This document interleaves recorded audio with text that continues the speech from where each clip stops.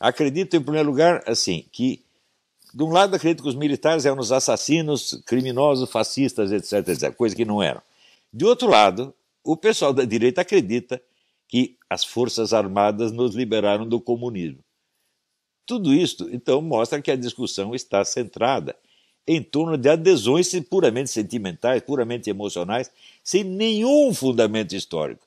Os militares jamais foram os monstros que a esquerda os pintou e também jamais foram os libertadores do Brasil como eles próprios se pintam. O que aconteceu em 1964? O que aconteceu que líderes civis como Carlos Lacerda, Adhemar de Barros, Aurmor Andrade e outros criaram um movimento popular que colocou nas ruas o maior protesto de massas que tinha havido até então, que foi a famosa Marcha da Família. Tem 1 milhão de pessoas na rua.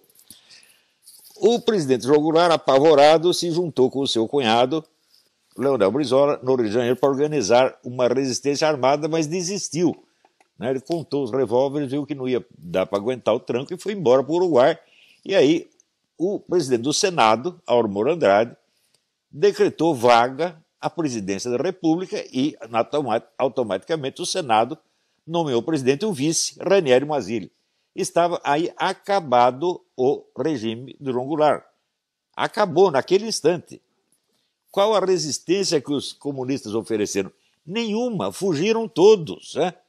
E daí os militares avançam, tomam o poder, escolhem como presidente o general Humberto de Alencar Castelo Branco e ele toma posse. A primeira coisa que ele diz, primeira declaração do novo presidente militar: a direita reacionária não dominará o país.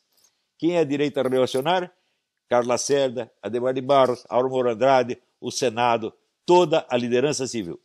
Ao longo do tempo, os militares destruíram toda essa liderança civil, destruíram completamente a liderança direitista, acabaram com a atividade política, reduziram o Congresso a carimbador de decretos e governaram ao longo de 20 anos. Ao longo desses 20 anos, é verdade, eles combateram a guerrilha. O diretor da maior editora comunista do Brasil, Enio Silveira, uma semana antes de morrer, e as palavras dos moribundos têm peso, ele me disse o seguinte: a minha editora só sobreviveu durante esses 20 anos graças à ajuda que recebeu do governo militar. Quando a situação engrossava, eu ia lá para o Golbery, pedia dinheiro, ele dava.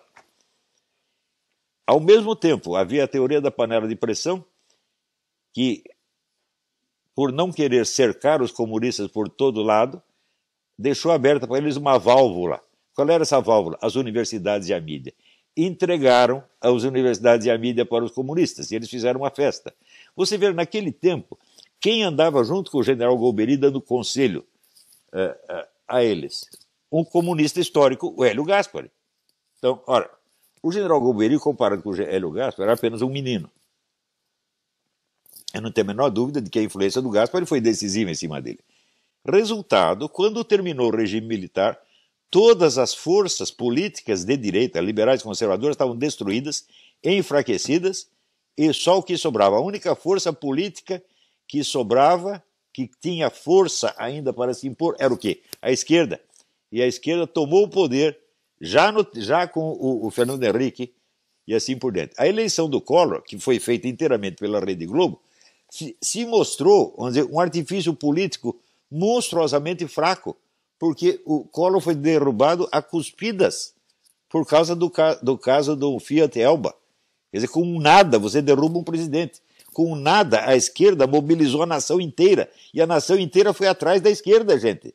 Então, essa era a esquerda que o regime militar tinha criado. Então não venham esses militares, esses generais de cabelo pintado, se gabar para mim de que eles libertaram o país do comunismo. Ao contrário, vocês, militares, entregaram o país à esquerda e a esquerda, então, dominou o país por 35 anos, humilhando vocês diariamente. E eu, durante a década de 90, eu ainda fiz várias conferências em entidades militares, o Clube Militar do Rio de Janeiro, o Círculo Militar de Belo Horizonte, a Escola de Comando de Estado-Maior, a Escola de Guerra Naval, etc., etc., mostrando para eles a falsidade da campanha que a mídia estava movendo contra eles.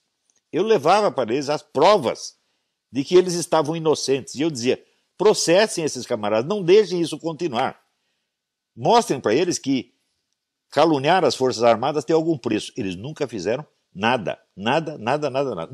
Eles entregaram o país à esquerda desarmada, que nos dominou, nos roubou, nos achincalhou, tá certo? E destruiu o país por 35 anos. Isto é culpa das Forças Armadas. Não acreditem nessa história de que eles são nossos libertadores. Nunca foram. Por que é isso? É muito simples. Qual é a tradição intelectual das nossas Forças Armadas? Elas foram formadas desde o século XIX na mentalidade positivista. Positivista é a filosofia de Augusto Comte, que teve no Brasil mais influência do que em qualquer outro país do mundo. A ideia positivista é a extinção da atividade política e sua substituição por uma administração científica, ditatorial, por uma ditadura de técnicos e militares. Esta é a doutrina positivista central. Eliminar, a discussão política, a liberdade de discussão política e trocar tudo por concepções técnicas e científicas impostas desde cima por um governo de iluminados. Isto é a tradição central das nossas Forças Armadas.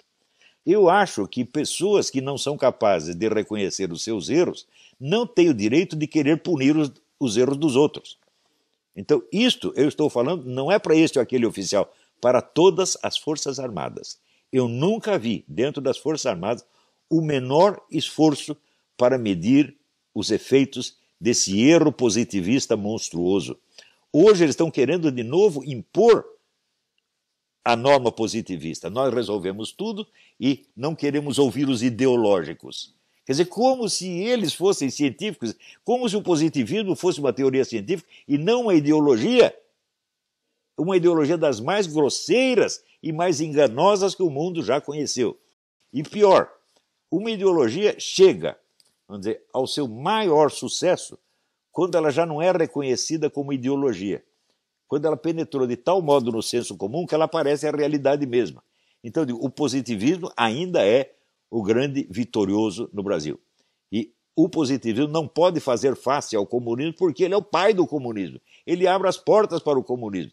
Ele tapa a boca, da direita, dos conservadores, dos cristãos, e daí sobra o quê? O monopólio ideológico da esquerda, como aconteceu no Brasil, gente. Nós temos que tomar consciência, nós temos que acordar, tá certo? E não temos que ser bonzinho com ninguém.